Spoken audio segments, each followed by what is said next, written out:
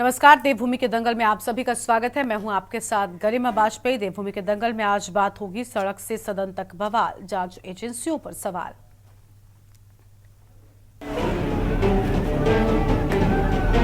चलेगी।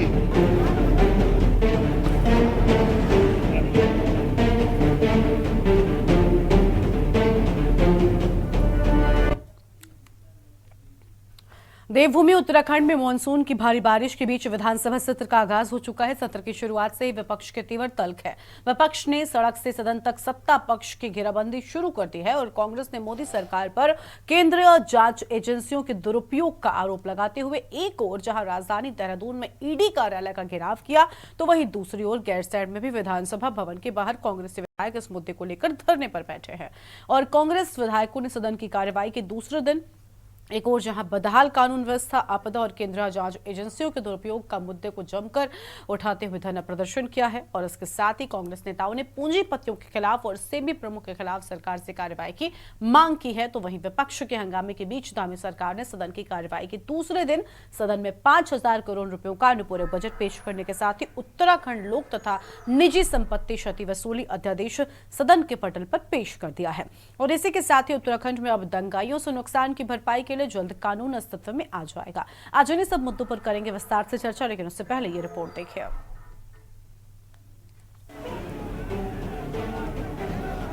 उत्तराखंड में विपक्ष ने सत्ता पक्ष के खिलाफ सड़क से सदन तक मोर्चा खोल दिया है।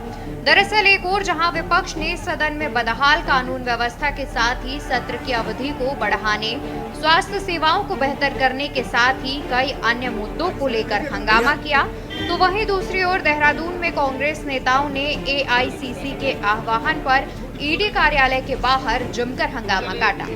दरअसल कांग्रेस नेताओं की नाराजगी है कि मोदी सरकार केंद्रीय जांच एजेंसियों का दुरुपयोग कर विपक्षी नेताओं का उत्पीड़न कर रही है।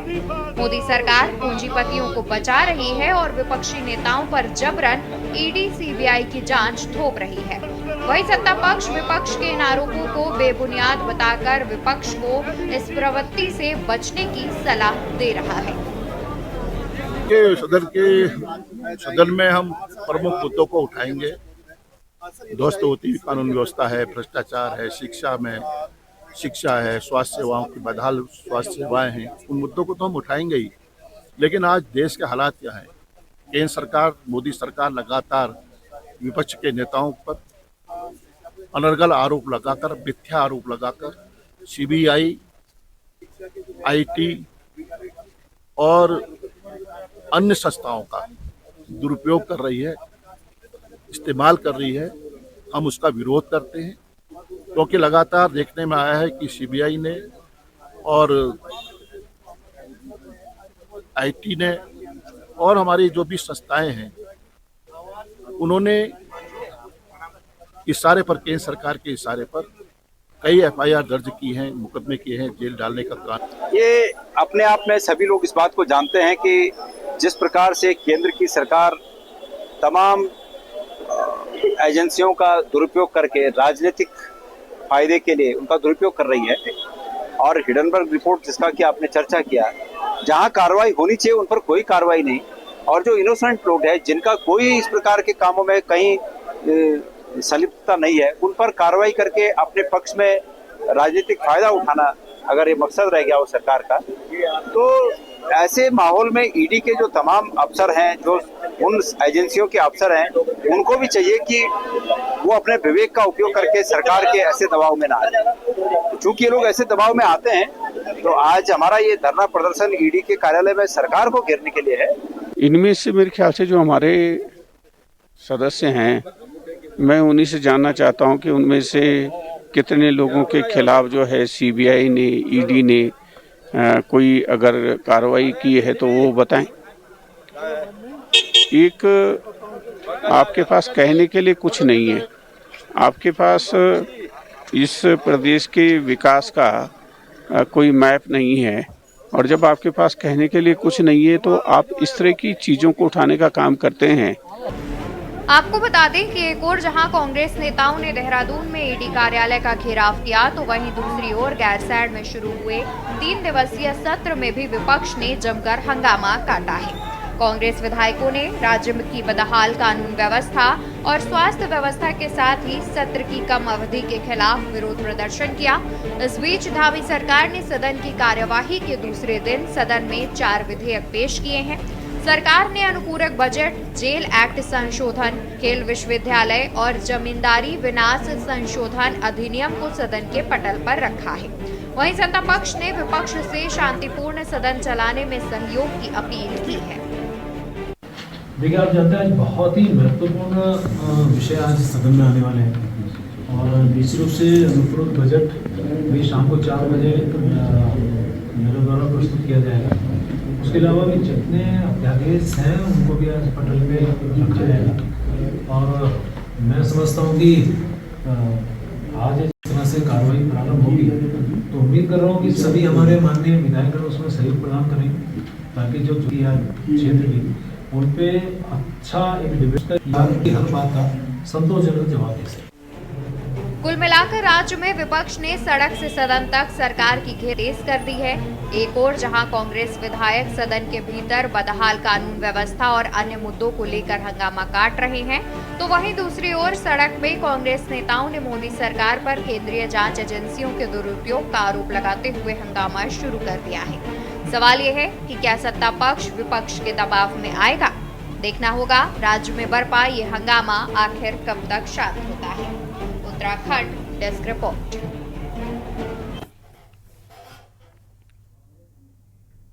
और देवभूमि के दंगल में इसी मुद्दे पर करेंगे विस्तार से बातचीत। खास मेहमानों का पैनल हमारे साथ में जुड़ चुका है और सबसे पहले इनसे आपका परिचय करवाते हैं। हमारे साथ में कुंवर जपेंद्र सिंह जी हैं, प्रदेश प्रवक्ता है भारतीय जनता पार्टी की ओर से, और गिरिराज किशोर हिंदवान जी हमारे साथ में अभी थोड़ी देर में जुड़ेंगे, प्रदेश प्रवक्ता है कांग्रेस पार्टी की ओर से, और हमारे साथ में दीपक रावत जी हैं, केंद्रीय प्रवक्ता यूकेडी की ओर से। कुलदीप राणा जी हमारे साथ में जुड़ रहे हैं, वरिष्ठ पत्रकार है। शुरुआत जपेंद्र सिंह जी के साथ में कर लेते हैं। जपेंद्र जी, 3 दिनों के सत्र को लेकर विपक्ष पहले से ही लगातार सवाल उठा रहा था और अभी भी वो जारी है, लेकिन दूसरी ओर विपक्ष जो बवाल कर रहा है, 3 दिनों का सत्र ही सही, विपक्ष कह रहा है कि हमें 3 दिनों के सत्र में तो मौका ही नहीं मिलेगा। इस पर हम पहले भी चर्चा कर रहे हैं, आखिर क्यों इस समस्या का हल नहीं निकालने की कोशिश की गई? सर, इस पर आपसे हम जवाब लेंगे, लेकिन उससे पहले एक बड़ी जानकारी दर्शकों को साझा कर देते हैं। जपेंद्र जी, लौटेंगे आपके पास से अपनी चर्चा का रुख कर लेते हैं। खास मेहमान हमारे साथ में जुड़ चुके हैं, जपेंद्र जी के पास में हम थे। जपेंद्र जी, देखिए, मैं पहले भी कह रही थी ना कि लगातार 3 दिनों के सत्र को लेकर एक तरफ विपक्ष हमलावर था और अभी ईडी या बाकी की जांच एजेंसियों की विपक्ष की तरफ जो कार्रवाई हो रही है इसको लेकर लगातार हमलावर है। एक के बाद एक मौके बीजेपी की ओर से दिए जा रहे हैं और कांग्रेस का गुस्सा जो है वो सड़कों पर निकलकर सामने आ रहा है बीजेपी के खिलाफ। देखिए, कांग्रेस विजनलेस हो चुकी है। कभी कांग्रेस एक आरोप लगाती है, जब उस आरोप का कोई आधार नजर नहीं आता दूसरे आरोप पे आ जाती है। 3 दिन के सत्र को लेके 15 दिन से कांग्रेस को तैयारी करनी चाहिए थी, जब पता था कि 3 दिन का सत्र है और अब ये 3 ही दिन का रहना है। जैसा हमने पहले भी कहा था कि भाई आप तैयारी कीजिए, आप 3 दिन के सत्र का प्रदेश हित में लाभ उठाइए और उसके बाद जो चीजें आपके प्रश्न रह जाएंगे वो ऑन स्क्रीन जवाब देने से रह जाएंगे, लेकिन सरकार उस पर काम करने के लिए तैयार है। सरकार रिजल्ट ओरिएंटेड सरकार है और सरकार काम में विश्वास रखती है। कभी आप कह देते हैं कि हमारे खिलाफ कार्रवाइयां हो रही हैं। भाई, भ्रष्टाचार को लेकर अगर कार्रवाइयां हो रही हैं तो देश में लोकतंत्र है, लोकतांत्रिक व्यवस्था है, तो अगर आपकी फाइलों में सबूत आपके खिलाफ जाएंगे तब वो फाइल पे काम होगा। अगर आपके नेता भ्रष्टाचारी नहीं है, आपके नेताओं ने भ्रष्टाचार नहीं करा, तो कोई कार्रवाई नहीं होगी। और आपकी तो खुद आपकी सरकार के रहते आपके कितने नेता जेल में गए, कितने बड़े बड़े भ्रष्टाचार के मामलों को लेकर जेल में गए, तो आप इससे इनकार नहीं कर सकते हैं। और अगर आप कहें जी बेजा एजेंसियों का इस्तेमाल हो रहा है, कि अगर एजेंसियों का बेजा इस्तेमाल होता तो क्या कांग्रेस की 99 सीट्स आ जाती लोकसभा में? विपक्ष को लोकसभा चुनाव में इतनी बड़ी कामयाबी मिली है, अगर इस लोकतांत्रिक देश में भारतीय जनता पार्टी अगर एजेंसियों का बेजा इस्तेमाल करती तो आपको इतना समर्थन मिल जाता कि आज आप विपक्ष में बोलने के लायक और बैठने के लायक हो गए हैं। तो ये तो सिर्फ जनता को गुमराह करने की, जनता को भ्रमित करने की और प्रदेश के अंदर विकास कार्यों की सराहना ना करके बिना मुद्दों के और बिना विजन के सिर्फ एक चर्चा का केंद्र और चर्चा की राजनीति का आप केंद्र बनने का प्रयास कर रहे हैं, तो जनता सब समझती है। तो ये इससे बेहतर ये है कि आप सार्थक विपक्ष की भूमिका में आए। माननीय मुख्यमंत्री जी ने गैरसैंण को लेकर बहुत सी घोषणाएं करी हैं, गैरसैंण के विकास को लेकर। अब और भी बहुत सी चीजें हैं जो अभी धीरे धीरे सामने आनी है। प्रदेश के विकास को लेके कितनी अच्छी पहल हुई है, जिसका पूरा जनता जिसके ऊपर समर्थन करती हुई दिख रही है। और विपक्षी दल, ठीक है, राजनीति अपनी जगह है, लेकिन राजनीति के साथ आप प्रदेश के विकास के साथ मखौलबाजी मत कीजिए। कहीं ना कहीं एक सार्थक विपक्ष की भूमिका में रहिए। ये जो आपका एक जो एजेंडा है राजनीति करने का, इस एजेंडे से थोड़ा हटके थोड़ा आधुनिक भारत को समझिए और युवा की सोच को समझिए। उसके दृष्टिगत अगर आप काम करेंगे, विपक्ष की भूमिका का वहन करेंगे, तो निश्चित तौर पर आप हंसी का पात्र बनने से बच जाएंगे। ठीक है, आपके पास लौटेंगे। गिरिराज किशोर जी भी थोड़ी देर में जुड़ेंगे, उनसे भी जानेंगे, लेकिन उससे पहले केंद्रीय प्रवक्ता यूकेडी के दीपक रावत जी भी हमारे साथ में हैं। दीपक जी, विपक्षियों की ओर से अभी देखिए जो हंगामा किया जा रहा है, इस पर बीजेपी के प्रवक्ता कह रहे हैं कि कम से कम आप ध्यान दीजिए राजनीति पर। और सबसे बड़ी बात यह भी ना कि क्या विपक्ष जो बवाल कर रहा है, इससे सत्ता पक्ष से जो सवाल भी उठा रहा है उनका जवाब क्या सत्ता पक्ष दे देगा? और क्या इस बवाल से समस्या का समाधान निकल आएगा? दीपक जी, दीपक जी, आवाज मिल रही है आपको?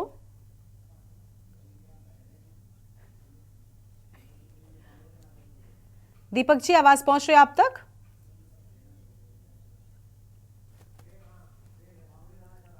तो दीपक जी तक आवाज नहीं पहुंच पा रही है, उनके पास वापस लौटेंगे, लेकिन उससे पहले हमारे साथ में कुछ और मेहमान जुड़ चुके हैं। कांग्रेस से हमारे साथ में गिरिराज किशोर हिंदवान जी जुड़ चुके हैं। बहुत स्वागत सर आपका के न्यूज इंडिया पर। सर, आप थोड़ा देरी से जुड़े। अभी जपेंद्र जी कह रहे हैं कि विपक्ष राजनीति पर असल में ध्यान ही नहीं दे रहा है, आप तो सिर्फ और सिर्फ हंगामा कर रहे हैं।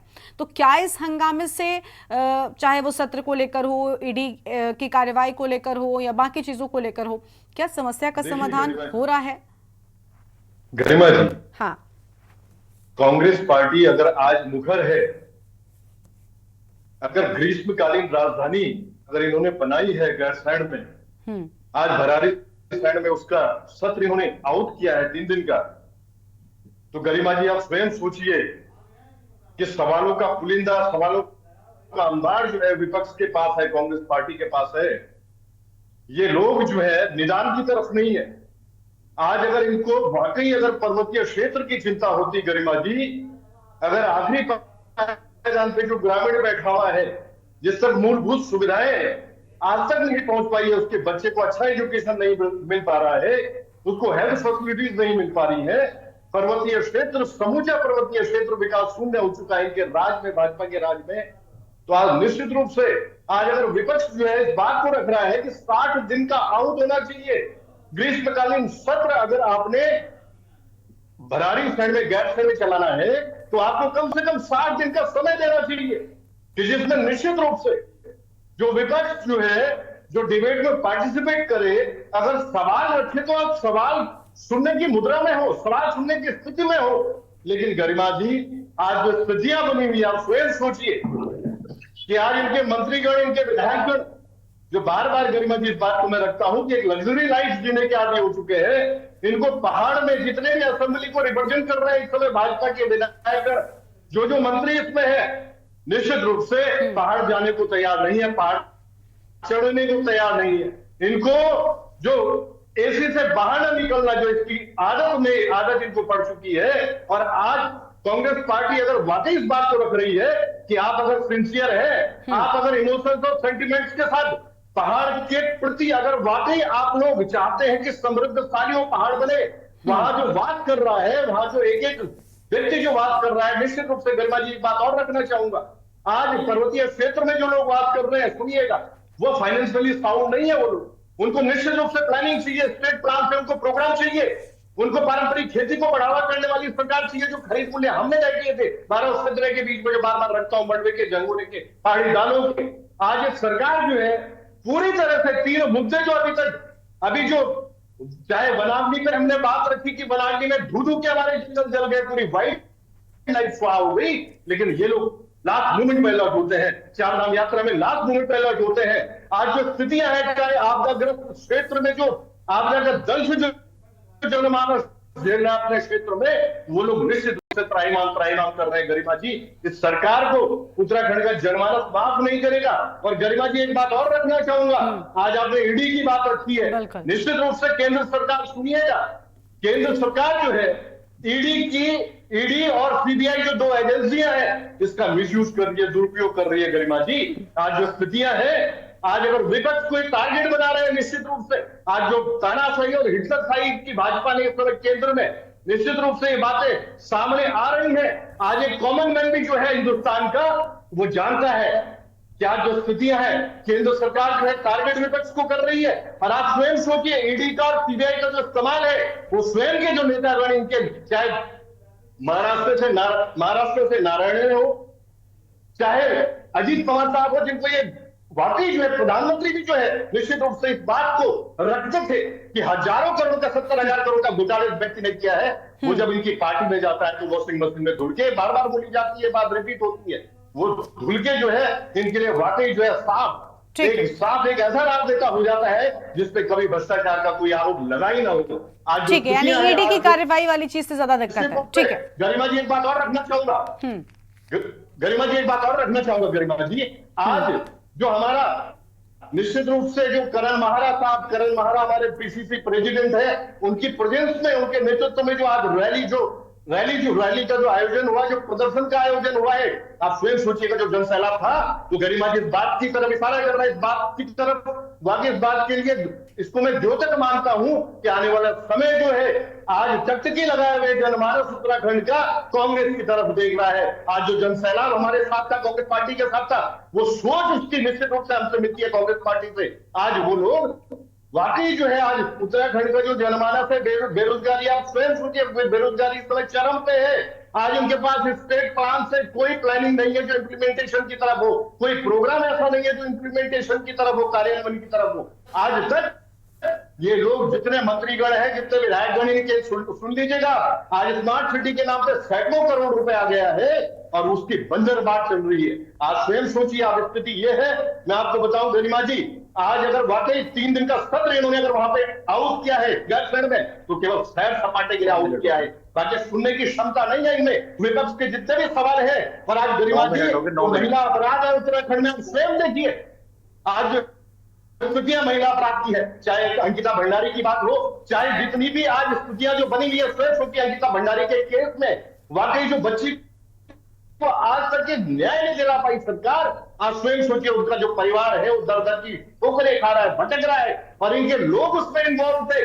वाकई निश्चित रूप से बहुत कुछ इसमें ऐसी बातें हैं जो सामने आई है। आज वीआईपी का भी नाम ये लोग नहीं बता पाए हैं, जो कि एक वाकई एक कॉमन मैन भी जो यहाँ पे जो उत्तराखंड में वास कर रहा है, जो व्यक्ति जो आज वाकई जो नागरिक वास कर रहा है, वो चाहता है कि अंकिता भंडारी को न्याय मिले, उसको जस्टिस मिले, और सरकार की तरफ से वाकई किस तरह के इंटरफेरेंस हो। मैं तो अभी भी कुंवर जपेंद्र जी को बोलना चाहूंगा कि आप इस सरकार में वाकई अगर महिलाओं के प्रति अगर उदारता है, महिलाओं के प्रति अगर वाकई आप में इमोशंस हैं आपकी सरकार में, तो आज भी आप लोग जो बचा रहे हैं वीआईपी को, उसको सामने लाए और आप निश्चित रूप से उस बच्ची के साथ आप न्याय करने का काम करें। ये गरिमा की बात मैं रखना चाहूंगा निश्चित। ठीक है, ठीक है। किशोर गिरिराज किशोर जी आपके पास लौटेंगे। दीपक रावत जी, आवाज मिल रही है क्या दीपक जी आपको? हाँ बिल्कुल बिल्कुल। हाँ, दीपक जी, विपक्षियों पर बवाल करने की बात सत्ता पक्ष कह रहे हैं, जबकि कांग्रेसी हमारे साथ गिरिराज जी जुड़ चुके हैं। उन्होंने कहा कि देखिए किस तरीके से, खास तौर पर उन्होंने जो जोर दिया मुझे लगता है वो ईडी की एक्शन वाली बात पर दिया। जबिन जी अभी लौटेंगे, पहले सबकी बात सुन लेते हैं, उसके बाद आएंगे आपके पास में। तो ईडी के एक्शन वाली बात पर जोर दिया है, लेकिन क्या इन सभी चीजों को हम ले लें, चाहे सत्र की कम अवधि को लेकर हो या उत्तराखंड के जो अपने मुद्दे हैं, इन सब चीजों को लेकर कांग्रेसी जो मुख्य विपक्षी दल है बवाल कर रहे हैं, इस बवाल से कितना हल मिल रहा है? क्योंकि ये तो जो सत्ता पक्ष के लोग हैं, ये तो विपक्षों को यही कहकर पल्ला झाड़ रहा है ना कि आप सिर्फ और सिर्फ मुद्दे उठाते रहिए, ये मुद्दे तो असल में है ही नहीं। चलिए गरिमा जी, मैं एक एक करके आपकी बात का जवाब देता हूँ। सर्वप्रथम मैं जवाब देता हूँ ईडी का। देखिए ईडी में प्रश्न चिन्ह 2 कारणों से आ रहा है। पहला यह है कि जिस प्रकार से ईडी ने लोगों को सम्मान भेजा, मुकदमा दर्ज करे, उसके बाद ईडी कोर्ट में जब केस जाता है तो ईडी किसी भी प्रकार का कोई सबूत दे नहीं पा रही है, जमा नहीं कर पा रही है, उसके कारण फिर उनको बेल मिल जा रही है। तब लगता है कि ये एक राजनीतिक षड्यंत्र के तहत ही राजनीतिक जो लोग हैं, जो बड़े बड़े लोग हैं, उनको ऊपर टारगेट करके ईडी मुकदमा दर्ज कर रही है। इसका दूसरा उदाहरण मैं आपको देता हूं, इलेक्ट्रल बॉन्ड वाला आपने मामला देखा होगा जितने लोगों को सीबीआई या इनकम टैक्स और ईडी द्वारा सम्मान किया गया, ज्यादा से ज्यादा लोगों ने भारतीय जनता पार्टी के लिए इलेक्ट्रिकल बॉन्ड खरीदे और उन्हें चंदा दिया।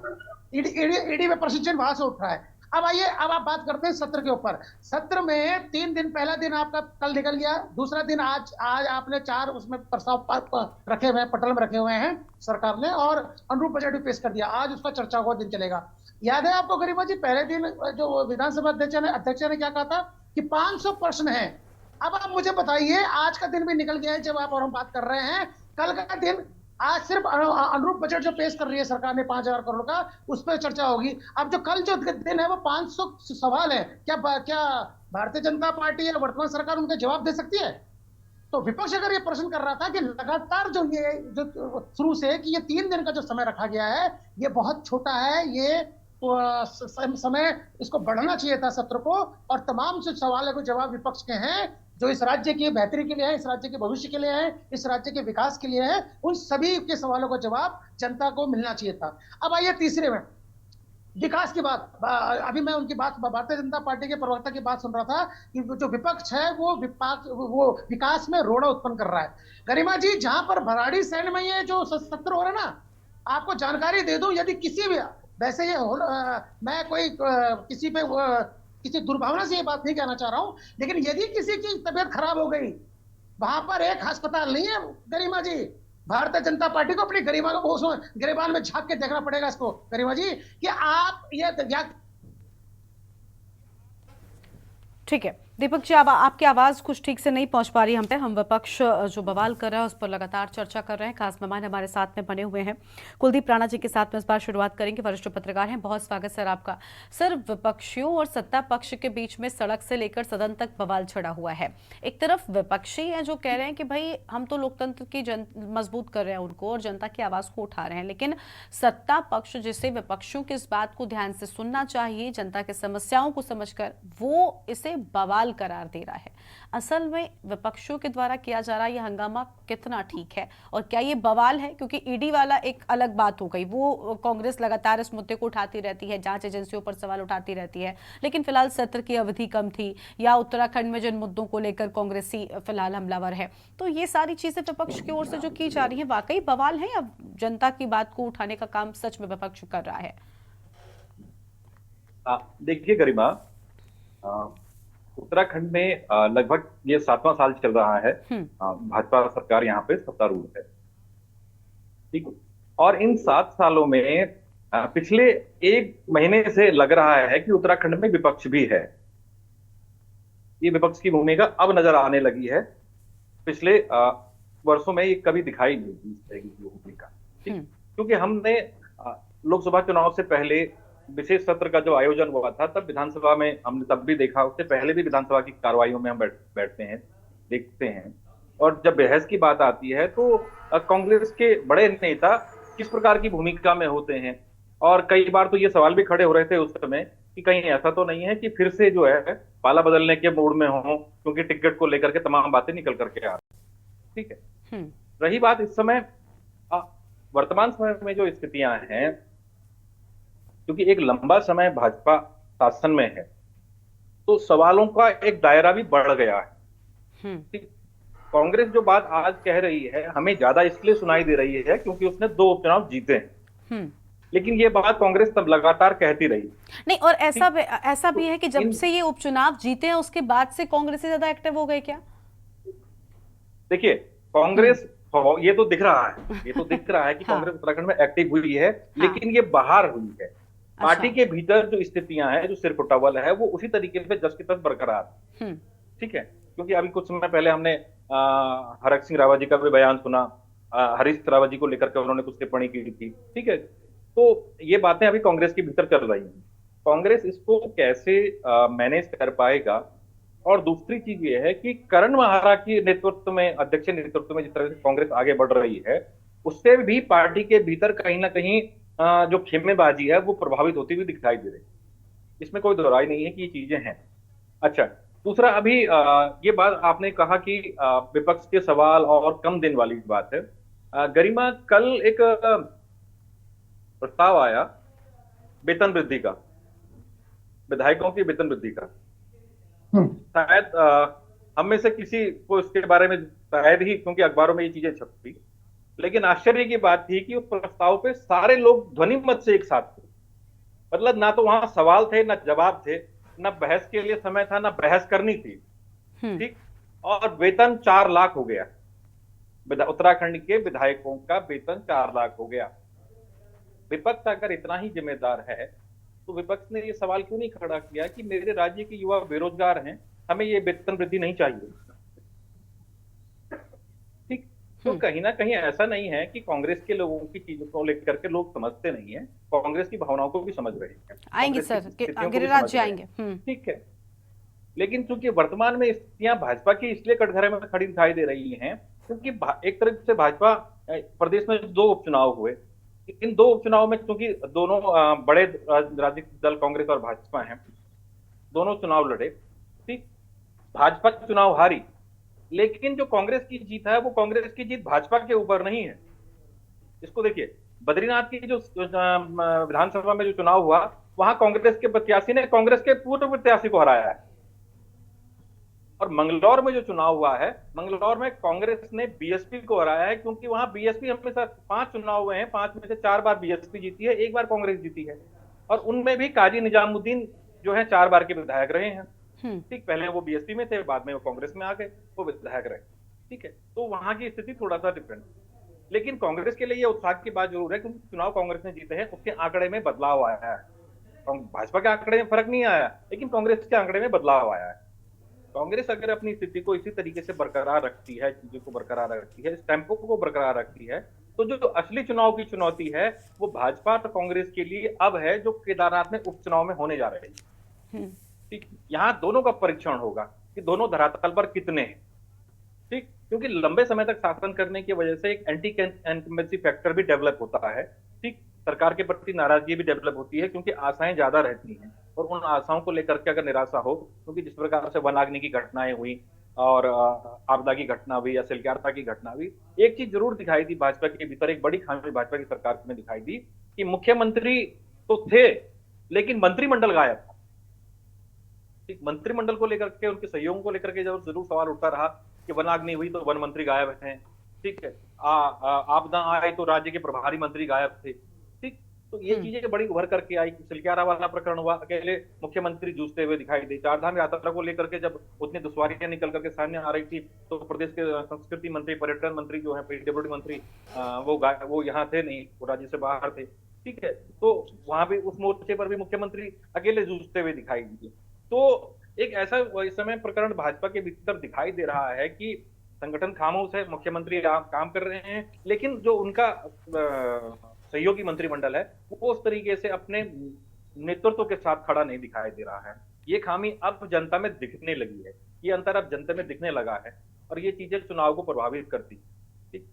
दूसरी चीज देखिए, इतना, क्योंकि मुझे भी एक लंबा समय मैंने पत्रकारिता में मैं रहा हूं और एक काफी समय हमें भी मतदान करते हुआ है, ये मैंने महसूस किया है कि जो तथ्य या हकीकतें होती हैं, चुनाव का इन पर बहुत ज्यादा प्रभाव नहीं होता। चुनाव पर नैरेटिव, जो नैरेटिव राजनीतिक दल गढ़ ले समाज के बीच में, वो ज्यादा चीजों को प्रभावित करते हैं और चुनाव उसी दिशा में बढ़ता हुआ दिखाई देता है। ठीक है। पिछले 2014 के चुनाव में भाजपा ने एक नैरेटिव गढ़ा, उसके बाद 19 के चुनाव में भाजपा ने एक नैरेटिव गढ़ा, चुनाव उस दिशा में बढ़ा। ठीक है। 24 में वो नैरेटिव गढ़ने में भाजपा उतनी सक्षम नहीं होता। रही बात जो सीबीआई या ईडी को लेकर के जो बात आज हो रही है, तो ये तोता पहले भी थी सीबीआई। ठीक है। तो उस समय कांग्रेस के ऊपर आरोप लगते थे, आज भाजपा के ऊपर आरोप लग रही हैं। समस्या क्या है कि जो भी सत्ता में आता है वो अपनी ताकतों से इन व्यवस्थाओं को लेकर के अपने पक्ष में व्यवस्थाओं को बनाने में जुटा रहता है। वो देखता है उसको, अगर उसको लाभ मिलता है तो उसको लाभ लेने में उसको कोई गुरेज महसूस नहीं होता। इस समय चीजें उसी तरीके से दिखाई दे रही है। आज जो कांग्रेस कर रही है ये वही रणनीति है जो 2012-13 में भाजपा ने अपनाई। ये उसी पैटर्न पे, अगर हम इसको देखें लोकसभा चुनाव के बाद, तो उसी पैटर्न पे कांग्रेस आगे बढ़ रही है। सोशल मीडिया पर एनकाउंटर हो रहे हैं, तमाम सारी चीजों को लेकर के वो जवाब दे रहे हैं, जमीन पर मुद्दों को लेकर के चीजें आ रही हैं, मीडिया में कांग्रेस लीडरशिप जिस तरह से मुखर होकर के चीज आ रही है, कांग्रेस के प्रवक्ता जिस तरह से मुखर होकर के बात रख रहे हैं। देखने वाली बात ये होगी कि जनता इन बातों को कितना स्वीकार करती है और उनकी बातें जन समर्थन को जुटा पाती हैं नहीं पाती हैं। ये उत्तराखंड के परिप्रेक्ष्य में अगर हम देखें तो ये केदारनाथ के उपचुनाव से दिखाई। बिल्कुल, आपके पास लौटेंगे और विस्तार से इस पर बातचीत करेंगे। फिलहाल इसी बीच एक बड़ी जानकारी सामने आ रही है, सबसे पहले उसका रुख कर लेते हैं। अहम खबर आपको हम बताते हैं, जहां पर जम्मू कश्मीर में कांग्रेस और नेशनल कांग्रेस में गठबंधन की बात, बड़ी जानकारी आपको हम बता दें। फारूक ने कहा बाद में होगा सीटों का बंटवारा। पीएम मोदी का कॉन्फिडेंस तोड़ दिया, राहुल की ओर से भी ये बड़ी बातें सामने आई हैं। तो जम्मू कश्मीर में चुनाव से पहले ये बड़ी जानकारी, 90 सीटों पर दोनों दल एक साथ चुनाव लड़ेंगे। तो बड़े गठबंधन की बात सामने आई है, ये बड़ी खबर आपको हम बता रहे हैं। जम्मू कश्मीर में कांग्रेस का गठबंधन, फारूक अब्दुल्ला की ओर से बड़ी बातें कही गई हैं। पीएम मोदी का कॉन्फिडेंस तोड़ दिया, राहुल गांधी की ओर से यह बड़ा बयान सामने आया है। जम्मू कश्मीर चुनाव से पहले कांग्रेस का गठबंधन,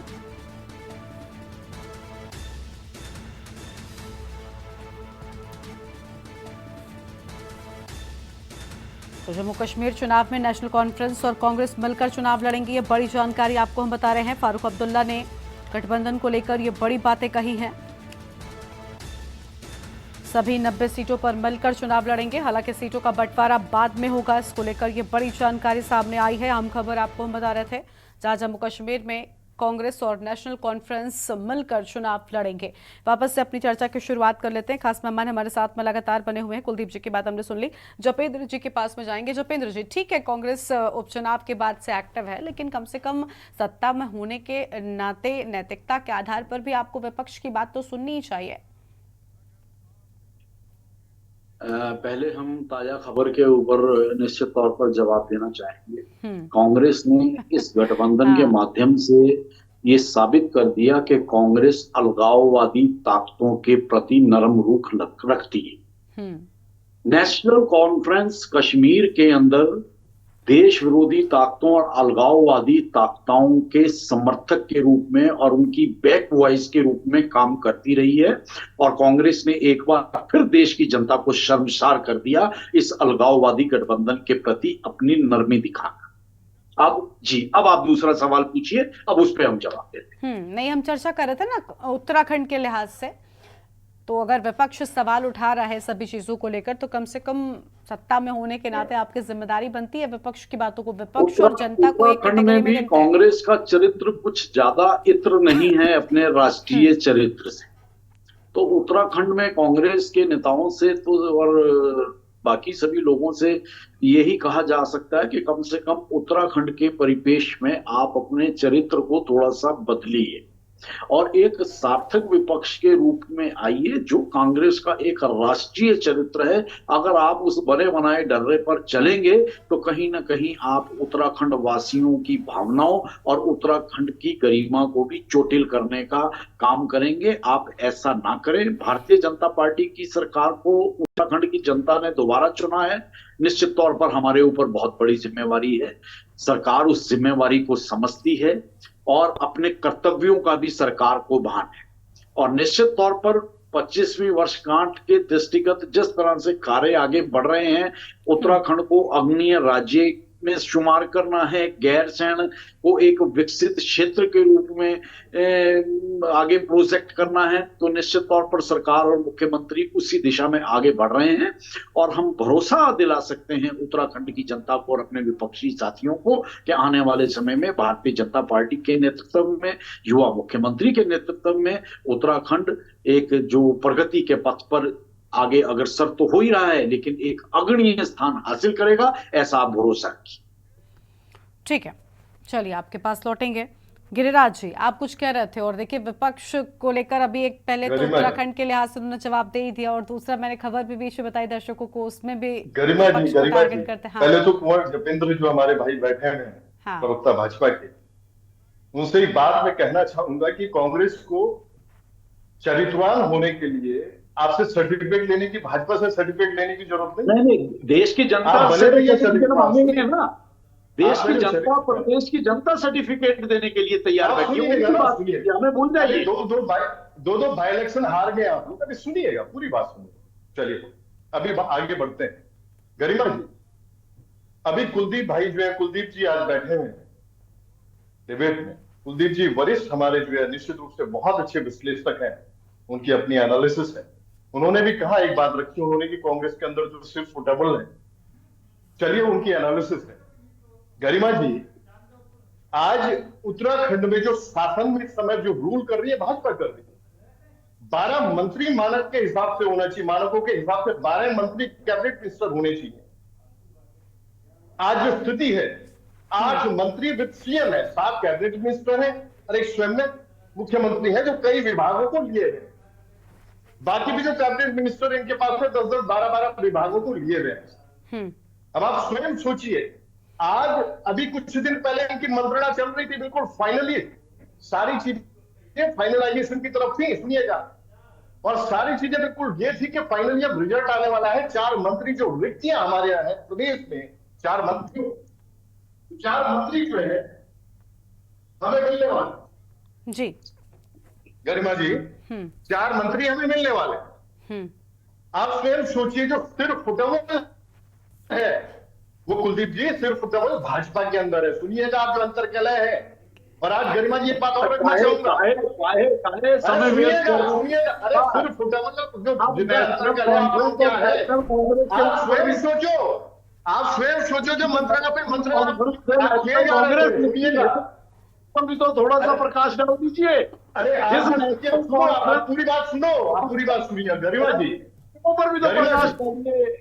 आज पूरी तरह से जो 3 मुद्दे मैंने रखे, ठीक है, एक एक कर बोलिए प्लीज एक एक करके। गिरिराज जी प्लीज एक एक करके। हाँ गरिमा जी, धू के जंगल जल गए, 3 मुद्दे मैंने रखे, सुनिएगा।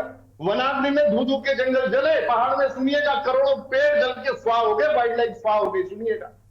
4 धाम यात्रा में लास्ट मोमेंट में आप अलर्ट हुए, जब श्रद्धालु परेशान हुआ, परेशानी की मुद्रा में श्रद्धालु आए निश्चित रूप से, तो आप लोग लास्ट मोमेंट पे अलर्ट हुए, आपने उनको फैसिलिटी प्रोवाइड नहीं की। आप आपदा में लास्ट मोमेंट पे अलर्ट हुए, सुनिएगा, आप सुनने की क्षमता रखो जपिंदर जी। और आज सुनिएगा, आज जो स्थिति है गरिमा जी, अगर पार्लियामेंट में विपक्ष को अगर वाकई टारगेट किया जा रहा है, विपक्ष के नेताओं को, ईडी और सीबीआई जो दोनों एजेंसी जिनका दुरुपयोग कर रही है केंद्र सरकार, अगर वो पार्लियामेंट्री, अगर निश्चित रूप से जो मेंबर ऑफ पार्लियामेंट है विपक्ष के, उनको परेशान किया जा रहा है, तो निश्चित रूप से विपक्ष जो है पुरजोर तरीके से इसका विरोध जताएगा और ये निंदनीय विषय है। और आज जेपीसी की जो मांग कर रहे हैं हम लोग, सुनिएगा, Congress party joint parliamentary committee जो है, आप क्यों नहीं उसको सेटअप कर रहे हैं भाई? अब जो स्थितियां हैं, दूध का दूध और पानी का पानी हो जाएगा। आज जो स्थिति है, आज गरिमा जी पूंजीपतियों की पार्टी है, सुनिएगा, आज ये अडानी और अंबानी की पार्टी है। इनको आखिरी पायदान पे जो बैठा हुआ गरीब ग्रामीण है, वो अगर मूलभूत सुविधाओं से वंचित है तो इनका कुछ नहीं जाता है, इनको उससे कोई सरोकार नहीं है। सुनिएगा भाजपा को, भाजपा आज भी जो बात मैं कहता हूं गरिमा जी, कि इनके जितने मंत्रीगण है, विधायकगण है, सारे लग्जरी लाइफ जी रहे हैं, देहरादून में रहते हुए, सुनिएगा, अपनी अपनी असेंबलीज में जाने के लिए तैयार नहीं है। और इस आपदा में हमारे जितने विधायकगण हमारे जो असेंबली में निश्चित रूप से जो पार्टिसिपेट करते हैं, वो लोग इस आपदा क्षेत्र में निश्चित रूप से अपने अपने असेंबलीज में उनको निर्देशित किया पार्टी की तरफ से कि आप मरहम लगाने का कार्य करें। पूरे इमोशंस के साथ, सेंटिमेंट्स के साथ आप लोग अपने क्षेत्र में आप पहुंचे, और गरिमा जी वो चीजें हुई, वो बातें हुई है। और आज भी कांग्रेस पार्टी चाहती है कि अगर ग्रीष्मकालीन राजधानी आपने बनाई है, और सुनो जपिंदर जी, अभी जो दीपक जी, अभी यूपीडी के जो दीपक हमारे प्रवक्ता है दीपक रावत जी, एक बात और रख रहे थे, वाकई मैं संबद्ध करूंगा उस बात से गरिमा जी। आज वहां पे हॉस्पिटल नहीं है, आज वहां पे एक फर्स्ट एड आपको मिल सकता है, लेकिन अगर कोई बड़ी बीमारी से अगर वाकई कोई अगर ग्रसित है और उसको ट्रीटमेंट चाहिए, तो ट्रीटमेंट वहां अवेलेबल नहीं है। सुनिएगा, एक भवन का निर्माण हो रखा है पूरा, वो 7 स्टार फैसिलिटीज वाला भवन है, लेकिन आप लोग अगर पहाड़ के प्रति, पर्वतीय क्षेत्र के प्रति, अगर उस जनमानस के प्रति जिसने निश्चित रूप से उसका फायदा लेना है, जिसको विवेक का फायदा मिलना था, जिसको 60 दिन के लिए अगर हमने अवधि बोली है कि अल्प अवधि पे मत जाओ, 10 दिन, 15 दिन, 3 दिन की अवधि मत रखो सत्र की, कांग्रेस पार्टी चाहती है 60 दिन ठीक का है। आउट वहां पे होना चाहिए सर। ठीक है। और वो इस वजह आप से जपेन जी कांग्रेस से पार्टी जवाब ले करती है, लीजिए। उसके पीछे मूल में जो कारण है गरिमा ठीक जी, है। इसमें मूल में जो कारण है गरिमा जी, वो कारण ये है हाँ, कि हाँ। वाकई जो है पर्वतीय क्षेत्र में जो ठीक है, सुन लोग लिया। जो बात कर रहे हैं उनको प्लानिंग मिल सके, उनको विलेज टूरिज्म मिल सके, ठीक है। सुनिएगा, उनको हॉर्टिकल्चर मिल सके, फ्लोरिकल्चर मिल सके, उनको ठीक है बिजली मिल गिरिराज सके, जी, आप सुन वहाँ लीजिए, आप डेवलपमेंट सुन की- लीजिए, मैंने सुन गरिमा लिया, जी, सुन लिया। आप डेवलपमेंट जपेन जी की को हम सुन लोग लीजिए। ठीक है गिरिराज जी, आप जपेन जी को सुनते हैं। जपेन जी बताइए। हमने इनसे एक सवाल पूछा कि भाई नेशनल कॉन्फ्रेंस और इतनी ब्रेकिंग न्यूज चली है, नेशनल कॉन्फ्रेंस और नेशनल कांग्रेस जो एक ही है, नेशनल कांग्रेस से जपेंद्र जी, नेशनल गरिमा कॉन्फ्रेंस जी, से नेशनल कांग्रेस सर, निकली है। हाँ। आपकी गरिमा जी, जानकारी गरिमा जी, बता सुनिए। दीजिए, हमारे गिरिराज जी को भी पता चल जाएगा। गरिमा जी सुनिएगा, नेशनल एक कांग्रेस एक कर देखिए गिरिराज जी अब ऐसे नहीं, थोड़ा सा उनको गरिमा जी सुनिएगा, है। इनको आप आज इसके आप ऊपर देखिए आप ना, अगर एक देखिए coalition किसी हमने की एक भी आवाज नहीं आ रही। ठीक है गाँव की ताकतों का समर्थन कर रहे हैं। सुनिए जपेन जी, एक मिनट रुक जाइए, उनकी बात सुन लीजिए, वो कुछ कह रहे हैं जल्दी से, उसके बाद मैं आपके पास ही आ रही हूँ। जपेन जी प्लीज, जपेन जी सुन लीजिए जरा उनको। गिरिराज जी जल्दी से बताइए। सुनिएगा, हाँ जल्दी से। अगर नेशनल कॉन्फ्रेंस जो है और कांग्रेस पार्टी अगर वहां पे वाकई अगर सरकार बना रही है, एक सेकुलरिज्म जो है, अगर हमारी आइडियोलॉजी जो है वो सेकुलरिज्म की तरफ जाती है, सुनिएगा गरिमा जी। हाँ सर, और जल्दी भाजपा से। की जो आइडियोलॉजी है, सुनिएगा, आज भी जो इनकी आइडियोलॉजी है नाथूराम गॉडसे ठीक को है। जिंदाबाद, आप ये जवाब बोलते तो सुनिएगा। लेते चलिए ये कम से कम। मुर्दाबाद बोलने की स्थिति में नहीं आते महात्मा गांधी के जो हत्यारे थे, सुनिएगा। ठीक है। इनसे बुलवाइए, अभी कभी नहीं कहेंगे यहाँ पे स्टूडियो में कि मुर्दाबाद जोर से नहीं बोल सकते, सुनिएगा। ये उस विचारधारा पे चलने वाले लोग हैं गरिमा जी। और आज वाकई अगर सेकुलरिज्म की तरफ हम जाते हैं और वाकई आज वहां पे गठबंधन बन रहा है, कोलिशन हो रहा है। ठीक है सर, गिरिराज जी अभी और मेहमान है। गिरिराज जी ठीक है, मैं आपने बहुत वक्त ले लिया। जपेन जी जल्दी से शुरू कीजिए। जपेन जी प्लीज जल्दी से, उसके बाद अन्य लोगों के। गिरिराज जी प्लीज, अभी हो गया, मैं सुन चुकी। गिरिराज जी ठीक है, जपेन जी बताइए। एक सेंटेंस बोल के फिनिश कर रहा हूँ। आप लोग जपिंदर जी, गिरिराज जी देखिए वक्त बहुत कम है ना, ऐसे थोड़ी होता है, सारे मेहमानों को हमने यहाँ पर बोलने के लिए बुलाया ना। ठीक है गिरिराज जी प्लीज, अब प्लीज हो गया, अब प्लीज, फिर गलत बात है, मैंने आपको दोबारा भी मौका दे दिया, आपने ज्यादा वक्त ले लिया। जपेन जी प्लीज जल्दी से शुरू हो जाइए। देखिए, हाँ। जब हम राष्ट्रीय सुरक्षा के मुद्दों की बात करते हैं तो कई चीजें महत्व, हम तो चर्चा अपने प्रदेश पे कर रहे थे, आप ही ने ब्रेकिंग न्यूज दिखाई, और इस ब्रेकिंग न्यूज के बाद डेफिनेटली बहुत से लोगों के जहन में ये विचार आया होगा कि ये क्या हो रहा है। हाँ। ये राष्ट्रीय सुरक्षा से रिलेटेड चीजें हैं, और जो पार्टी अपने आप कहती है, करती आई है, और अभी उनके बेटे जिन्होंने प्रण ले लिया कि नहीं मैं विधानसभा नहीं लड़ूंगा, किस मुद्दे के ऊपर लिया, तो ये बहुत महत्वपूर्ण मुद्दे हैं। अगर राष्ट्र सुरक्षित है तो हम सुरक्षित हैं, और जो राजनीतिक दल ऐसी विचारधारा नहीं रखता, जो राष्ट्रीय सुरक्षा के मुद्दों से समझौता करता है, अलगाववादियों के आगे नतमस्तक हो जाता है, अलगाववादियों से गठबंधन करता है, तो निश्चित तौर पर कांग्रेस ने एक बार फिर इस देश को शर्मसार किया है और अपने चरित्र को उजागर किया है। ठीक है, कांग्रेस पर बड़े आरोप आपने लगाए हैं। ठीक है, अभी कुलदीप जी के पास में जाएंगे। कुलदीप जी अभी देखिए एक खबर बीच पे सामने आई, उसको भी जपेंद्र जी ने बिल्कुल एकदम पकड़ लिया, कहते हैं ना लपक लेना, वो साफ तौर पर नजर आया। और गिरिराज जी उस पर भी ये कह रहे हैं कि भाई अगर देश सेकुलरिज्म की ओर जा रहा है तो क्या दिक्कत है अगर हम गठबंधन कर रहे हैं। ये तो एक राष्ट्रीय स्तर की बात हो गई, लेकिन यही हाल नजर आ रहा है उत्तराखंड में भी। आपने पहले भी कहा कि देखिए कांग्रेस सामने आ रही है उपचुनाव में जीत के बाद, कहते हैं ना कि डूबती को तनके का सहारा, वो हाल हो गया कि उपचुनाव में जीत मिल गई तो कांग्रेस में मनोबल बढ़ा और वापस से थोड़ा सा कॉन्फिडेंस आया। लेकिन अंदर वाली जो स्थिति है, अंदर की जो कलह मची हुई है, वो तो जस की तस है, इसके चलते ही उबर नहीं पा रहे अब तक। ये भले ही कितने मुद्दे उठा ले, राष्ट्रीय, क्षेत्रीय, राज्य के जितने मुद्दे सब उठा रहे हैं, सब कर रहे हैं, लेकिन वो उससे उबर नहीं पा रहे हैं। देखिए गरिमा, कांग्रेस में ये समस्याएं शुरुआत से बनी हुई है, ठीक है। और कांग्रेस की अगर हम पूरी राजनीतिक यात्रा को देखें तो उसके जो खंड खंड होकर जो अन्य राजनीतिक दल बने वो उसी से खंड खंड होकर के बने, ठीक है। भाजपा से अलग होकर के अभी तक कोई दल बना हो ऐसा मेरी जानकारी में तो नहीं है। हो सकता है भाजपा प्रवक्ता बता सकते हैं बेहतर कि भाई उनसे कोई अलग होकर दल बना हो, ठीक है। दूसरी चीज ये है कि ऐसा नहीं है कि भाजपा के भीतर सिर्फ उठबल नहीं। मैंने पहली भी ये कहा, आजकल समस्या क्या हो गई है राजनीतिक प्रवक्ताओं के साथ कि और ये राजनीतिक प्रवक्ताओं के साथ नहीं, ये समस्या राजनीतिक दलों के साथ भी है, ठीक, कि उनको लगता है कि हम दूध के धुले हैं और बाकी सारे खराब, ठीक है, मैं साफ कहा कि भाजपा के भीतर ये सरकार में स्पष्ट दिखाई दे रहा है कि मुख्यमंत्री ग्राउंड पर हैं, लेकिन मंत्रिमंडल नहीं दिखाई दे रहे, मंत्री के उनके सहयोगी नहीं दिखाई दे रहे। ठीक है, भाजपा के एक खूबी है कि यहाँ अंदर भले कितना सरफुटबल हो, लेकिन वो सड़क पर उतना नहीं दिखाई देता। और ये कांग्रेस का जो लोकतंत्र है वो सड़क पर भी स्पष्ट दिखाई देता है। ठीक है, तो ये दोनों चीजें, ऐसा नहीं है कि दोनों जगह नहीं है, लेकिन है, लेकिन दोनों पार्टियों की अपनी अपनी अलग अलग विशेषताएं हैं, वो निकल करके आती है। मैं आपसे निवेदन करूंगा के चैनल से, क्योंकि के चैनल में मैं काफी समय से बैठता आया हूं, और इसके अलावा कई चैनलों में जब मैं बैठता हूं, तो लेकिन मैंने देखा कि के चैनल ने उत्तराखंड को के मुद्दों को बहुत प्रमुखता के साथ उठाया है। मेरा आपसे एक निवेदन है, और के चैनल के संपादक जी से भी मेरा निवेदन है कि किसी दिन उत्तराखंड में मैदानी क्षेत्रों के विकास, जो हम उत्तराखंड के विकास की बात करते हैं ना, मैदानी क्षेत्रों के विकास और पर्वतीय क्षेत्रों के विकास, क्योंकि उत्तराखंड की जो लड़ाई थी, उत्तराखंड राज्य की जो मांग थी, उत्तराखंड राज्य का जो आंदोलन था, वो पर्वतीय जिलों को लेकर के था, उसके विकास को लेकर के था। ठीक है, उत्तर प्रदेश में भी पर्वतीय विकास को लेकर के अलग व्यवस्था थी। ठीक, तो ये एक मेरी आपसे निवेदन है कि इस पर भी कभी जरूर बहस कीजिएगा। ये एक बड़ा मुद्दा है कि पिछले 24 साल पूरे होकर के 25वें में जाने वाले हैं, उत्तराखंड में कितना विकास हुआ, कहाँ कौन कौन विषय विकास है। ठीक, पहली निर्वाचित सरकार कांग्रेस की आई है, उसके बाद भाजपा आई, फिर कांग्रेस आई, फिर भाजपा, और भाजपा लगातार है। ठीक है, ये चीजें हैं, लेकिन अभी जो स्थितियां निकल करके आ रही हैं, उसमें ये दिख रहा है कि कांग्रेस का जो उत्साह है वो है, उसमें वो स्पष्ट है। आज उन्होंने उत्तराखंड में ईडी कार्यालय का घेराव किया।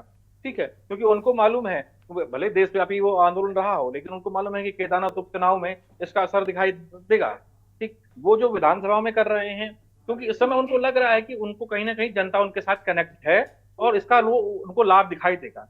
लेकिन जनता इस बात को भी देख रही है कि आप कह रहे हैं कि जन मुद्दों के लिए समय नहीं दिया गया, लेकिन जब वेतन वृद्धि वाली बात आई तो आप तुरंत वो चीजें हो गई, पास हो गई। ठीक है, तो ये भी जनता देखती है, ऐसा नहीं है कि जनता की आंखों में पट्टी बंधी है, जनता कोई गांधारी नहीं है। बिल्कुल, ठीक है ना, दोनों चीजें देख रही हैं। लेकिन भाजपा के भीतर भी इस समय चीजों को लेकर के कोई एक सरता नहीं है, चीजों को लेकर के एक ये कहें कि हम एक राय नहीं दिखाई दे रही है। और कहीं ना कहीं भाजपा प्रवक्ताओं में, भाजपा के भीतर पे जो एनकाउंटर होना चाहिए था, जो जवाब आना चाहिए था कांग्रेस के सवालों पर, वो सवालों पर वो जवाब भी आता हुआ नहीं दिखाई दे रहा। ठीक है, तो ये खामियां, ये सारी चीजें उत्तराखंड के उपचुनाव में परिलक्षित होंगी। और मैं इसलिए कह रहा हूं कि जो पिछले उपचुनाव हैं, उससे भाजपा को तो भले फर्क ना पड़ा हो, कांग्रेस को तो फर्क पड़ा है क्योंकि उसका आंकड़ा बदला है। लेकिन इस समय जो केदारनाथ का उपचुनाव है, ये उपचुनाव तय करेगा उत्तराखंड में दोनों राजनीतिक दलों की दशा और दिशा क्या हो। बिल्कुल बिल्कुल, यानी ये चुनाव जो है वो बहुत अहम होने वाला है। ठीक है, दीपक रावत जी की जल्दी से एक छोटी सी प्रतिक्रिया लेते हैं। दीपक जी, अभी जो चुनाव आने वाला है ये बहुत कुछ तय करने वाला है। आपको लग रहा है कि विपक्ष ठीक भूमिका निभा पाएगा? भले ही आप मुख्य रूप से विपक्ष में भी नहीं है, लेकिन फिर भी मैं आपको विपक्ष के तौर पर गिनती हूँ। और क्या लग रहा है कि उत्तराखंड की राजनीति किस स्तर पर जा रही है? देखिए, जो मुद्दे अब जाके बाहर आ रहे हैं, पिछले 24 वर्षों में जनता को एक चीज समझ में आ चुकी है कि विकास के नाम पे दोनों राष्ट्रीय पार्टियां ने दो बार रहा, दो शासन किया है, इनसे विकास नाम पे कुछ नहीं हुआ है। और अगर मैंने पहले ही आपको एक उदाहरण दे दिया है कि भराड़ीसैंण में जहाँ ये 3 दिन का सत्र हो रहा है, वहां पर पिछले 24 वर्षों में कोई, जिसको इस प्रदेश के बनने से पहले ही गैरसैंण को राजधानी बताया गया था, और अब एक ग्रीष्मकालीन राजधानी वहां बन गई है, तो वहां पर कोई अस्पताल नहीं है, बड़ा अस्पताल नहीं है आज की डेट में। ये स्थिति है विकास की। कोई बड़ा स्कूल नहीं है, ये स्थिति है शिक्षा की। तो स्वास्थ्य और शिक्षा और बेरोजगारी की स्थिति तो है वो मुझसे बेहतर आप गरिमा जी अच्छी तरह जानती हैं। ठीक है, विषय क्या है कि अब स्थिति आ गई है कि जब तक यहाँ के स्थानीय मुद्दों में जो चर्चा नहीं होगी, बिल नहीं आएंगे।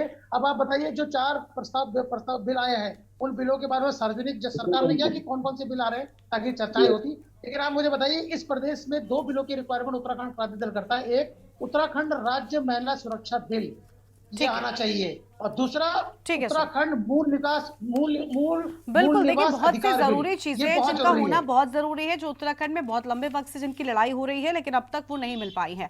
बिल्कुल ठीक कहा आपने, बहुत शुक्रिया आप सभी मेहमानों का हमारे साथ जुड़ने के लिए और अपनी बात रखने के लिए। तो देखिए, विपक्ष लगातार बवाल कर रहा है, सत्ता पक्ष से सवाल कर रहा है, सड़क से लेकर सदन तक पूछ रहा है, लेकिन जो सत्ता पक्ष है वो लगातार विपक्ष के इस पूरे हंगामे को बवाल करार दे रहा है। देवभूमि के दंगल में इतना ही। आप देखते रहिए न्यूज़ इंडिया। नमस्कार।